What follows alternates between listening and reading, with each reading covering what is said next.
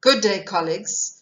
Today we will be presenting our topic, Digitalized Literacy, Writing as a Tool for Thinking from the Context of a Developing Country. I'm Sharon Munsami and my colleague, Dr. Ania Mpawase. We are from Wits University, which is in Johannesburg, South Africa. I hope you enjoy the presentation. The contents of our presentation today is we'll cover some of the background, which would include the digital competence, digital literacy, accessibility to digital literacy, writing intensive approach to thinking, clinical application, and a way forward.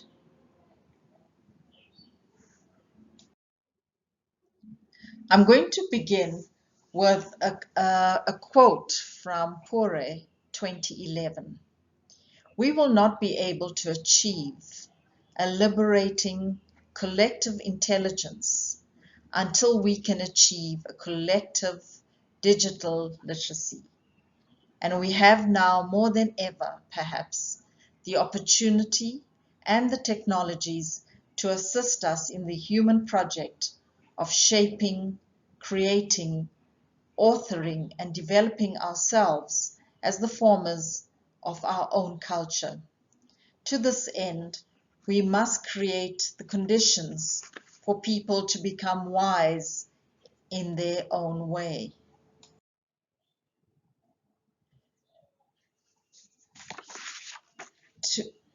The frequent use of terms digital literacy or digital competence has gained momentum, especially as we are propelled into the era of the pandemic.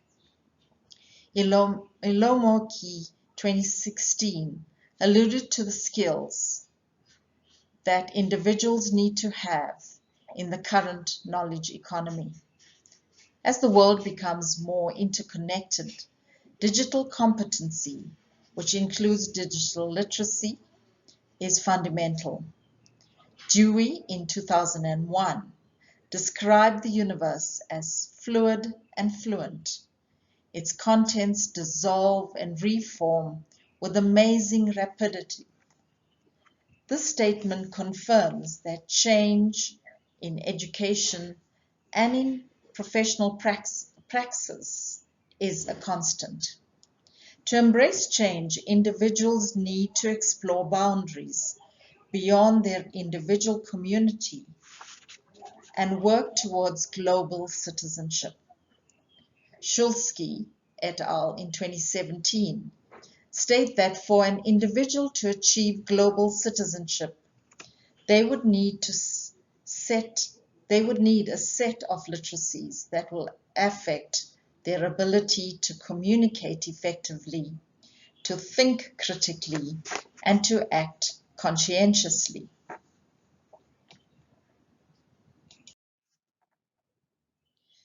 In 2008, UNESCO launched the policy document on ICT in education.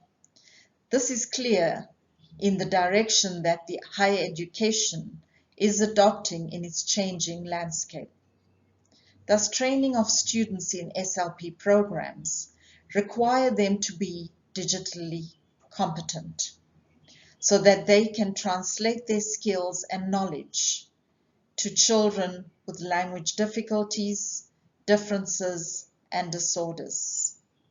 When considering both the population of SLPs in training and the children receiving assessment and intervention, the context they emerge from must be considered, as contexts shape education and the use of digital tools, especially in developing countries. Now, in this presentation, the following concepts, as indicated, will be explored. We're going to look at digital competence, we're going to look at digital literacy, the context of learning, SLPs in training, and the mode of writing intensive approach. Writing intensive approach will also be looked at as a tool for thinking and how it relates to digitalization.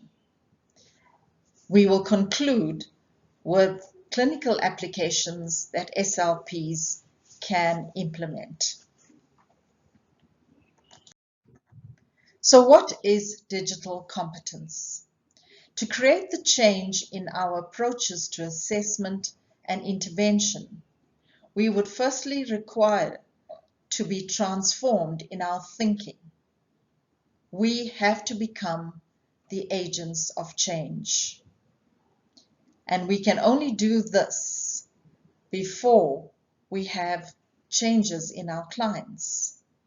To be change agents, it is not enough for us as SLPs to be aware of transforming, but actually act upon what we know through critical reflection. Critical reflection should not just be about our clinical performance, but should look at our positionality, privilege, and our intersections. Transformation is about being culturally sensitive, and also for us as SLPs to have humility. The areas of digital competence includes digital literacy, and this we will discuss a little later. It also includes how we identify information, how we locate, organize, retrieve, store, and analyze digital information. We need to be able to judge its relevance and purpose. This requires cognitive competence of the individual. Furthermore, digital competence looks at communication. We need to communicate in digital environments, be able to share resources through online tools, link with others, and collaborate through digital mediums, to interact with and participate in communities and networks. We begin to develop multicultural awareness. These skills reflect our technological and social competence. Digital competence also includes content creation. We create and edit new contents, from word processing to images and videos, integrate and re-elaborate on previous knowledge and content. We produce creative expressions, media outputs, and programs. We deal with and apply intellectual property and licenses. We need to also consider safety. How are we protecting our personal, our data, and digital identity? We require security measures to be able to be safe and to be able to use it sustainably.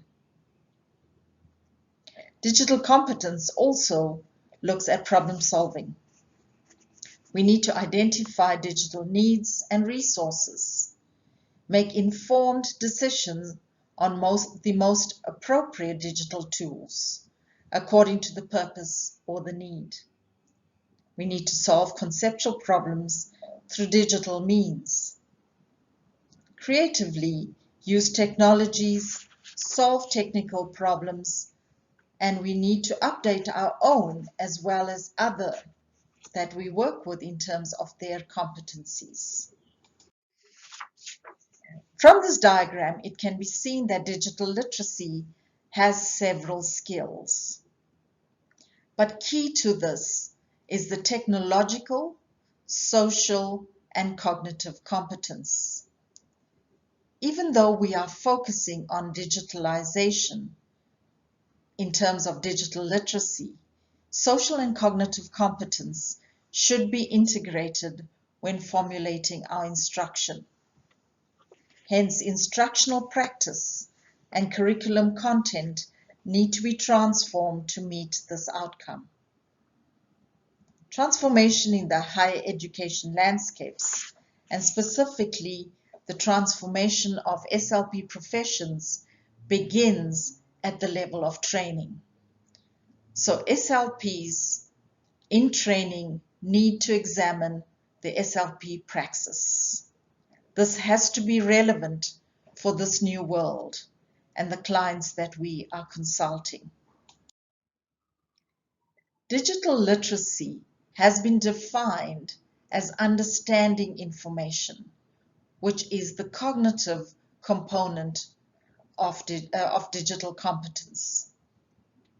What's key, according to Shulsky, is that it is more important to evaluate and integrate information in multiple formats that the computer can deliver. Students need to think about the different digital medias that they use to select appropriate modes to make meaning of information. Digital literacy encompasses several skills. The focus of technology is important, but in terms of the instruction, social and cognitive competence is necessary. Information sourced on various media platforms need to be interrogated in terms of its context, what it relates to, how authentic it is, and the authorship. Interrogation of information would allow for higher order thinking, thought integration, and improved comprehension. It will also result in improved expression. Hence, SLP training and its curricula require these skills to be included. Understanding of digital literacy is therefore not just a focus on the technology. We do agree that it's a vital component, but we need to be cognizant of the social and the cognitive components of it. Students need to think critically about the medium used to present a message, just as important as the message itself. Therefore, this interrelationship between technology and cognitive competence must be considered. Students in training need to understand the social, political, and economic climate of the clients they manage to avoid incorrect assumptions in a multicultural society. So multiple viewpoints need to be considered, which develops culturally sensitive SLPs. This is what would make us global citizens. Even though developing country challenges to accessibility may be emphasized in this presentation, the challenges highlighted are experienced globally. Hello, everyone. Thank you for that, Sharon. My name is Anya Mopawase, and I'm going to continue with the rest of the presentation. There are factors that can actually influence accessibility to digital literacy. And these factors include, I'm going to be talking about the factors that, So as I was saying, the accessibility factors to digital literacy in the profession are based on your theoretical, what guides you theoretically, and social justice issues in terms of the digital divide. So to start with the rehabilitation competency framework, it's important that as speech therapists, we work with clients based on an understanding that they have disabilities and that we have to work with them using a disability framework. WHO has come out, actually they came out with this framework in 2020, explaining, actually expanding on the ICF model. they realized that the ICF model tended to be a bit more individualistic as opposed to competency-based. When you use a competency-based approach, you're looking at your own competencies, your own abilities to interact with the client. So it's more bottom up than it is bottom down. And the RCF basically is divided into 5 domains. Within each of these domains, it looks at your competencies and your activities. And it behooves us, since we're moving into the 4th industrial revolution, that we start to look at our own competencies and see how are we fitting in with the global population as we move into the 4th industrial revolution. How are our competencies? How are our practices? How are we viewing that in relation to the person, to the client that we work with? And the client that we work with doesn't exist in a vacuum. They exist in a community, in a population. So hence, RCF realized some of the limitations of using ICF to guide our practice as speech therapists. So the way we interact can be a factor that either allows our clients to access digitalization or not. So the other factor that I wanted to talk about was the digital divide that exists. The digital divide can greatly impact digitalization in terms of digital competency. And the things that can influence the digital divide are the historical causes of economics, politics, social, and cultural. Sakani and Lube have defined the digital divide as the gap that exists between individuals who have reasonable opportunities to access technological tools and those who do not have such opportunities. The digital divide is created along the fault lines of education, income, ethnicity, geography, infrastructure, and disability. And the digital divide is actually based upon your access. Do you have the resources to access Wi-Fi or internet? Because if you don't, how are you going to be digitally competent in terms of being able to access information for learning, since we're now all moving onto the digital platform because of the 4th industrial revolution?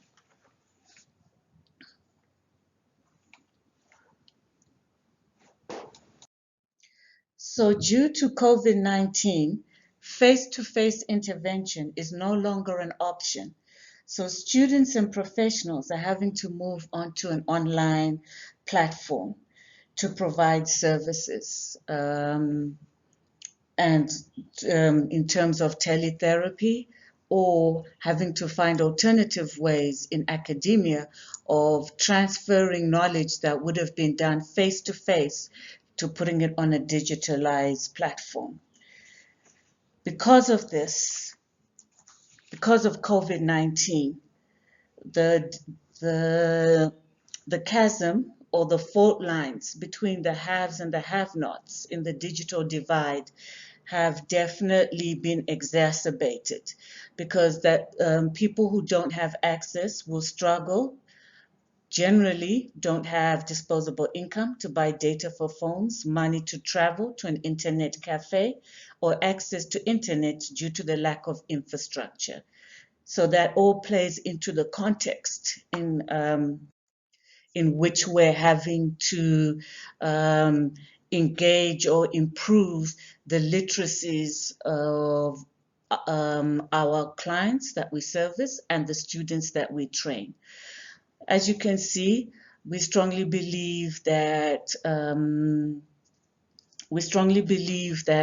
writing should be multimodal, and in so doing, that at least lessens or provides access for the have-nots to be able to um, academically improve their language proficiency and also their academic literacy at a tertiary level. To go back to the context a bit, um, in South Africa, inequalities in enrollment and graduation rates in higher education have continued to be a challenge, and I know that it's a challenge globally as well. Though South Africa has a fast-growing black middle upper class population, the rural population is still socially and economically disadvantaged.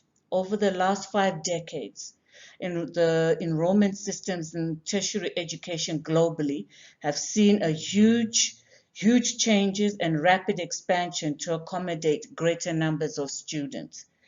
This benefit has not been shared equally among the different socioeconomic and racial groups in South Africa.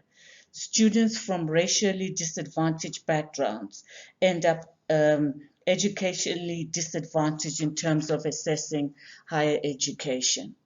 So when COVID-19 hit, and we in the department had to figure out a way of how students are going to transfer face-to-face information onto a digital platform, we decided that we would use writing intensive as a mode of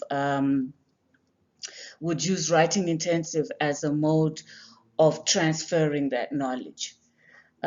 Students from socially, economically disadvantaged backgrounds generally lack the cognitive academic language proficiency to cope at the tertiary level, as their home language differs from the language of learning and teaching.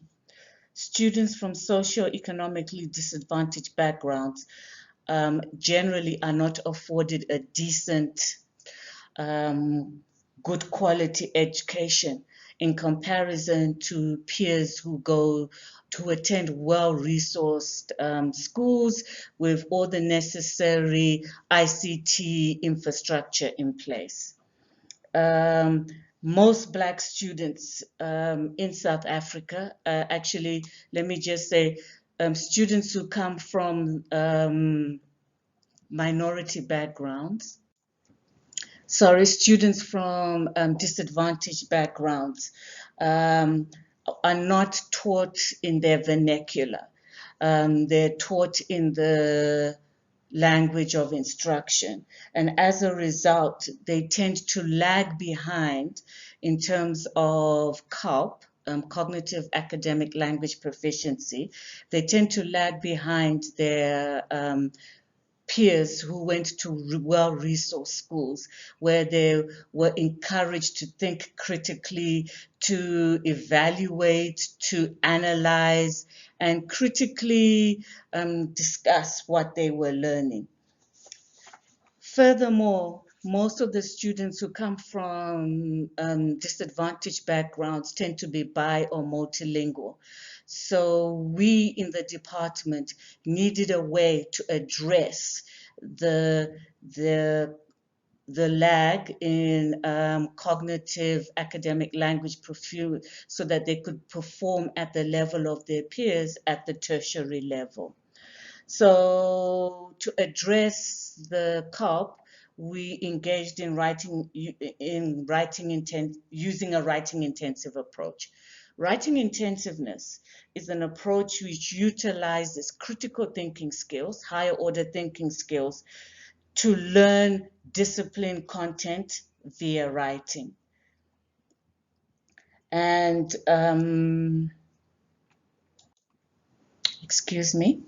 So we realized that by incorporating a writing intensive approach, we could bridge the gap between application of theory and content, improve the writing skills of students to draft clinical reports for assessment and intervention.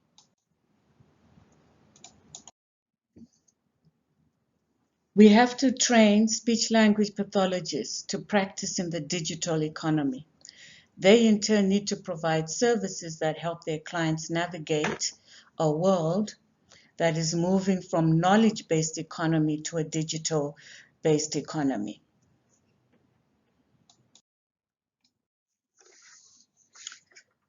So we talked about student training and what we did to improve the digital competency literacy of the students. Now we're moving on to therapy. And once again, if you're going to provide services, they have to be literacy-based and multimodal, especially if we're going to move our clients so that they can be productive adults in the digital economy. So as you can see on the slide, I specify the surface and the deep layers that we should, as therapists, be targeting when we're working with children. So literacy, so here's some examples. It's not limited to this. I've also included some other slides in the lecture notes. But you can see how we have to engage all aspects of literacy, from visual, from technology, from tactile, looking at those 6 circles that we talked about that include, that comprise what literacy is about. So we have to speak slowly and repeat important points in different ways, especially if we're educating the teachers in the classroom or even working with the clients ourselves. It's important that we provide a copy of notes in advance. This is for the high schoolers. We can advise teachers to give copies on colored papers in case students are sensitive to the background. And here I'm talking about your dyslexic children. So you just, as a speech therapist, just need to be aware that whatever you're doing, you have to be able to help the child do that using their phones, using the tablets, using whatever they have at their disposal and come up with creative ways of doing it via teletherapy if you can't meet with your student face to face. So what's the way forward? There are 3 ways in which we can move forward. One of the first is being critically reflective. Being critically reflective means that you have a critical consciousness of oppression and privilege to understand the ways in which your own worldviews have been shaped by your social positioning. Secondly, it's important that we are aware of our own identities, beliefs, values, and social positioning, life experiences, and how those influence the way we provide services to our clients or the way we actually teach SLP students. Lastly, it's not enough to be aware of our positionality, aware of marginalization, discrimination, oppression, but we need to be willing to act on what we know, on our awareness, and so that we are relevant and culturally responsive to the way we interact with our clients and our students, as per the Rehabilitation Competency framework. The other way forward is to know that we are now moving, since the 4th Industrial Revolution, we are now moving from a knowledge-based economy to a digital-based economy. And that means that we need to prepare our clients for a digital-based economy. And a digital-based economy refers to a broad range of economic activities that use digitalized information and knowledge as key factors of production. Secondly, the internet, cloud computing, big data, and other new digital technologies are used to collect, store, analyze, and share information digitally and transform social interactions.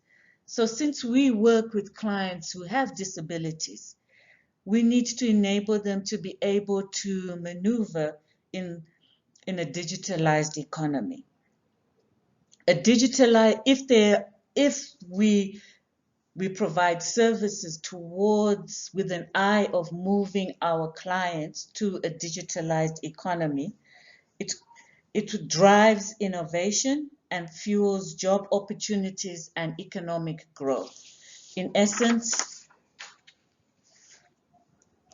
we work with the clients to assist them to be productive members of society. Lastly, and this is linked to critical reflection, we have to apply social and cognitive competence in the creation of digital material. And that requires the importance of higher order thinking skills, inferential deduction, reasoning, and problem solving. Need to be able to reflect on and analyze our instructions in relation to the client. We need to be able to focus on cognitive processes and not only the content. We need to include creativity in expression on the digital platform. And it's important that we pre-teach vocabulary related to technological skills that our clients need. So in concluding, Sharon and I would like to thank you for this opportunity that's been afforded to us to present our findings on the relationship of writing intensiveness and how it assists in digital literacy and digital competency. Thank you.